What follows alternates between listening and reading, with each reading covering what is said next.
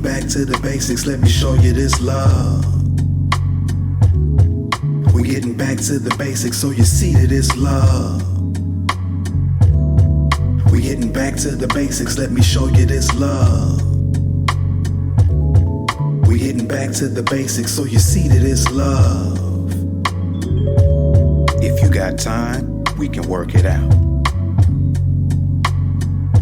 This is spiritual growth, we can work it out. You are mine, I am yours, we can work it out. Together we're a force, we can work it out. Yo, what up everybody? On today's episode, let's redefine what love and commitment looks like. Oftentimes we've been taught what love should look like. There's a movie version, there's Instagram stories and social media love stories, there's love is blind, love is this, love is that, can't you break, love here. What if I told you that most of that ain't love, it's all performance? There's a distinct difference between a healthy commitment and a conditional attachment.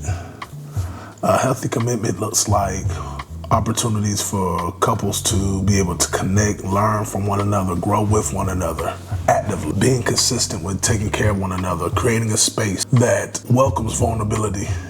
And it is often given an opportunity for couples to be able to really regulate and process how they feel and connect with one another. Conditional attachment is something totally different. That is an unhealthy attachment where love or affection is inconsistent and it's based on conditions. So, like I mentioned before, performative. If you do something for me, I'll give it back to you. Your love has to be earned. You feel like you have to earn it. Sometimes children learn or they pick up on love as a performative base, as in if I do what mommy and daddy tells me to do, they love me.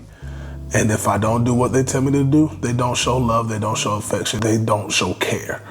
So what that does is that causes a child to then believe that their love is based on conditions. It's based upon what you give me off of what I do. It's not given for who they are as a person. So that's an unhealthy attachment. So these are the things we're gonna dive in on today. So let's get right to it. What has society taught us about love?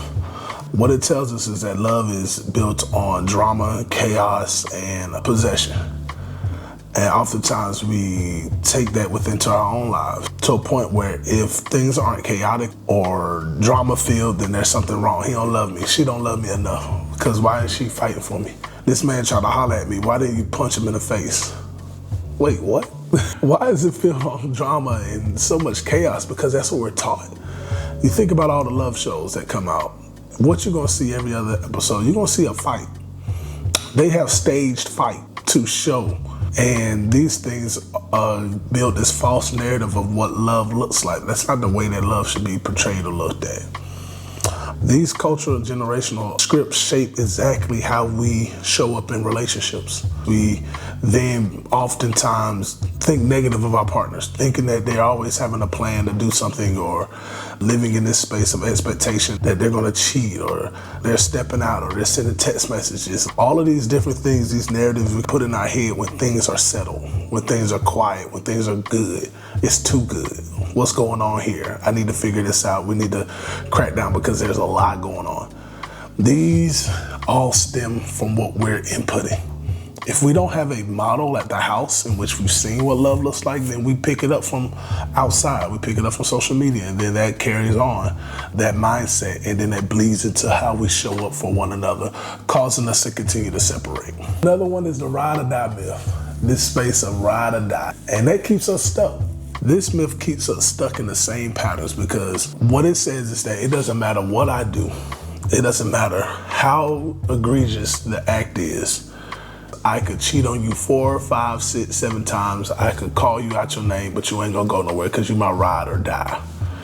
And this type of conditioning causes us to be in unhealthy relationships, unsatisfying spaces. You have one side that's doing whatever they want while the other side continues to suffer. Relationships have boundaries. Relationships have commitments and respect. And all of those things need to be bottled up in order for you to truly grow. And there's a stark difference between being loyal and being lost. There's a stark difference between being loyal to someone and being lost, because we're fearful of being alone, because we're fearful of us living a boring life because things aren't traumatic, and they don't fight for me and they don't care for me because they don't show how they care for me by doing egregious things and going all the way out. These are all concepts that society teaches us, which is very unhealthy and causes us to continue to have division. All right, so let's redefine what love looks like. First off, love is a verb. It is an action word. We got to put action into that. So how do we put action in that? We show compassion. We show that we care for our partners. We be attuned to what they're going through, what they're dealing with. We check in with them. We make sure they're doing well. We stay active in their lives. We stay active on trying to learn and connect, and we continue to be in that space, and we hold ourselves accountable. Love holds us accountable to the things that we promise to do for one another. I promise to protect my wife and love her heart. And I promise that, creating that covenant with God. And those are the things that I'm going to continue to do in my life. And it's an active space because we have to continue to choose love every single day. Emotional safety. And that has to be the new standard. We have to be emotionally safe with our partners. What is emotional safety? Emotional safety is the ability to feel connected, supported, loved, appreciated, and in the relationship. You want to be able to trust the emotions that I express to my partner. They will not only listen to me, but they will love me through those. They will create a space where I am able to express those emotions. As a man, if I feel like I can't get this thing done or I'm sad, an emotional safe place for me would be in a space where my wife is able to connect with me and allow me to feel those things and tell me, baby, it's okay. Let's pray on it. Let's continue to keep moving forward. You got this. I trust you. I know that God is going to push us through these things. That's emotional safety. What happens oftentimes is that if, as men, we show that glimpse of emotion to our partner and it is then taken in a negative light, or it's then thrown back on us, or it is too much for your partner to handle, then that's where the issue comes at. Because so many people want an emotional attuned partner and they want an emotional intelligent partner until those emotions start to come out, and then they realize that I can't handle it. This is too much. They realize that these emotions are not the type of emotions that I see, because I see anger, drama, and chaos. You know why I see those things? Because that's what's poured into us. Right back to the very first portion that I just talked about. Everything is connected. So recognizing that emotional safety is a very important key into creating a safe space for your life and for your wife and for your relationship. That's redefining love. The last part is that a secure attachment thrives where there's mutual respect and emotional consistency. I'm gonna say that one more time. A secure attachment thrives where there's mutual respect and emotional consistency. Boundaries don't kill love, they keep them alive. Think about that as we continue to move forward. And as we wrap this segment up today, man, I just want to continue to encourage you all to continue to love and realize that love isn't about how long you can hold on, but it's about how well you can hold space.